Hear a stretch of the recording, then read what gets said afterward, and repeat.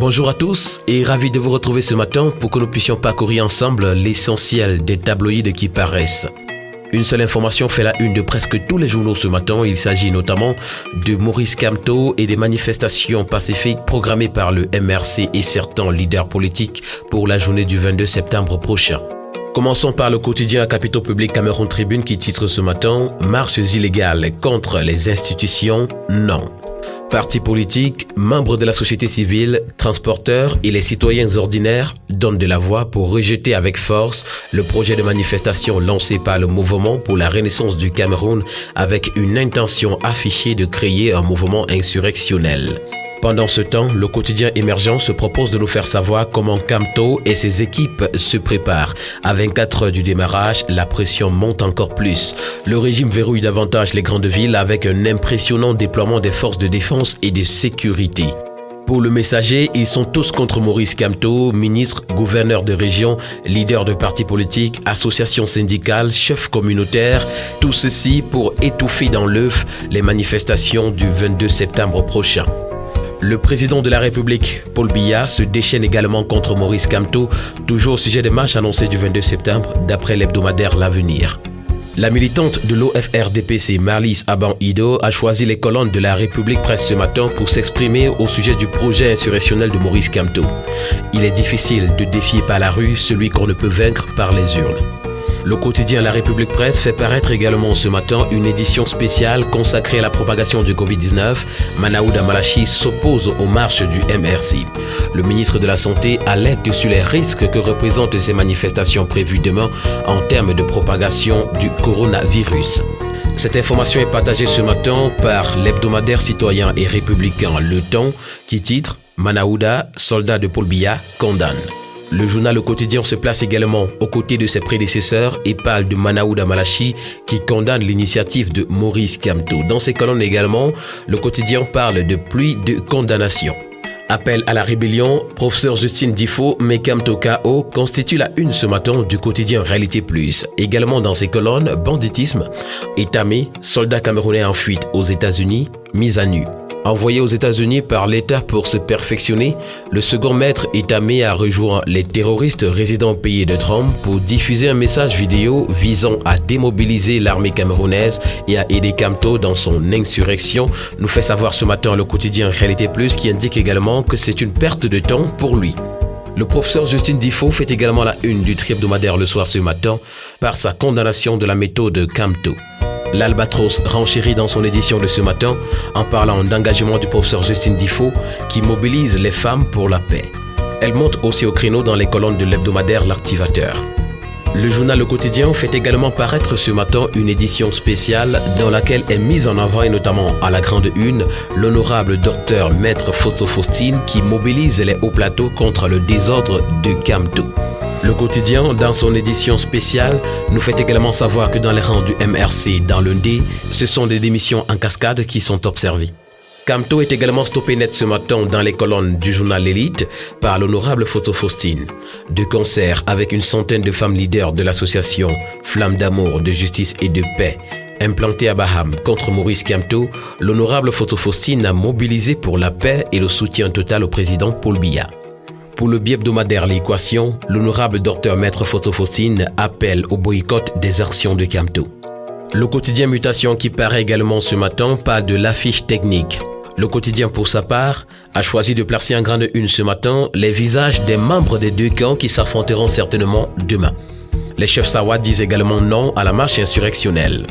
Dans une déclaration faite le 18 septembre dernier, les autorités traditionnelles du département du Vouri dans la région du littoral appellent toutes les populations de cette cité séculairement hospitalière à opposer un refus net et catégorique à tout appel, d'où qu'il vienne, à la marche programmée du 22 septembre 2020. Paul Kagame, chef de l'État rwandais, envoie également ce matin au peuple camerounais une lettre qui est contenue dans les colonnes de l'hebdomadaire L'Indépendant ce matin, notamment des pages 3 à 12. L'hebdomadaire nous fait également savoir ce matin, et notamment en pied de une, qu'en France, la police neutralise la marche du MRC. Le journal Intégration pour sa part parle de la journée du 22 septembre 2020 au Cameroun comme le jour le plus non. The Guardian Post, qui est également un kiosque ce matin, nous fait savoir que le gouvernement déchaîne son arsenal contre les manifestations prévues par le MRC. Défi actuel pour sa part et au sujet de ces mêmes jours parle de la peur bleue. Yaoundé sous haute surveillance, au moins 7 partis politiques prêts à défier l'État, des partis de la société civile s'insurgent contre l'insurrection, risque d'affrontement entre les pros et anti-BIA, nous fait savoir le magazine ce matin. Le journal Essingan ne restera pas muet au sujet de cette affaire et titre « Déstabilisation des institutions, la riposte de la jeunesse patriotique ». Ils sont venus en milliers des 9 arrondissements que compte le département de la Léquié et des divers coins du Cameroun pour réexprimer leur attachement aux valeurs de la patrie ainsi que leur soutien au président de la République, Paul Biya, le 20 septembre dernier à Obala. La déclaration du ministre Henri Eyébé Aïssi, initiateur de cette mobilisation, est contenue ce matin dans les colonnes de Essingan, notamment des pages 4 à 5. The Post, qui est également un kiosque ce matin, nous parle des blindés et des canons à eau pour faire face aux manifestants. Manifestation projetée de Maurice Kamto, l'appel d'un fugitif à la moralité douteuse, titre ce matin le journal Le Pélican. Également dans ses colonnes, tentative de déstabilisation du Cameroun, chorus pour la paix et le titre en grande une. Le journal a choisi de brandir ce matin les visages de plusieurs personnes qui appellent à la paix au Cameroun et surtout à ne pas marcher le 22 septembre. Les chefs traditionnels de Monatélé disent également non à l'insurrection dans les colonnes de Perspective d'Afrique qui paraissent ce matin. Le journal parle aussi à la grande une de vandalisme.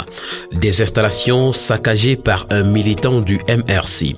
Sieur François Tioto-Tiotop, en complicité avec certains agents véreux de l'entreprise, avait fait des équipements réseau leur approvisionnement sans frais pour alimenter à leur tour une quincaillerie jouxtant l'agence de Deido au lieu du château d'eau, avant que la direction de lutte contre la fraude de la Kamwata n'en fasse sa préoccupation, nous fait savoir ce matin Perspective d'Afrique en commentaire. Manifestation du 22 septembre 2020 également ce matin à haut de une, un pousseur de caddie dans les supérettes tente de distraire l'armée. L'hebdomadaire Lady News est également un kiosque ce jour et parle d'entrepreneuriat. Le projet WeConnect se concrétise en faveur de la jeune femme. La cérémonie de lancement de l'activité Young Woman Empowerment, dénommée WeConnect, s'est déroulée mercredi 16 septembre 2020 à l'hôtel de ville de Yaoundé, sous la présidence de Moulouna Foutou, ministre de la Jeunesse et de l'Éducation civique. Leader Presse, pour sa part, parle de réseau électrique interconnecté Sud et Est. Paul Ndongo Mbiko reçoit le ministre de l'Eau et de l'Énergie.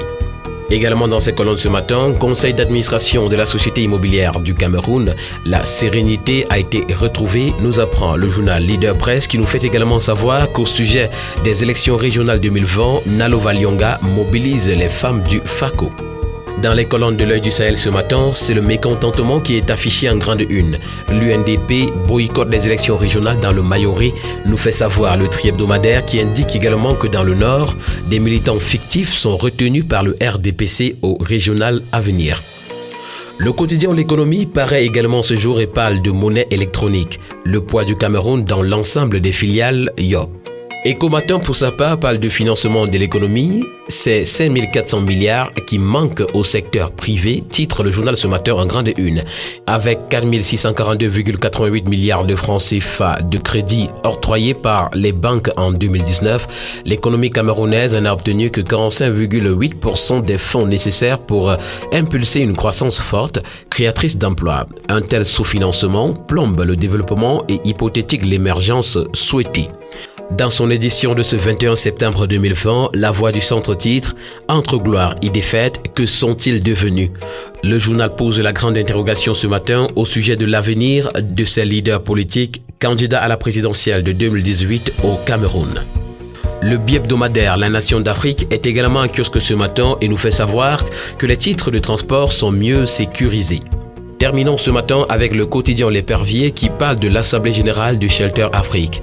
Ketia Koutes fait triompher le Cameroun, nous fait savoir le journal en grande une ce jour.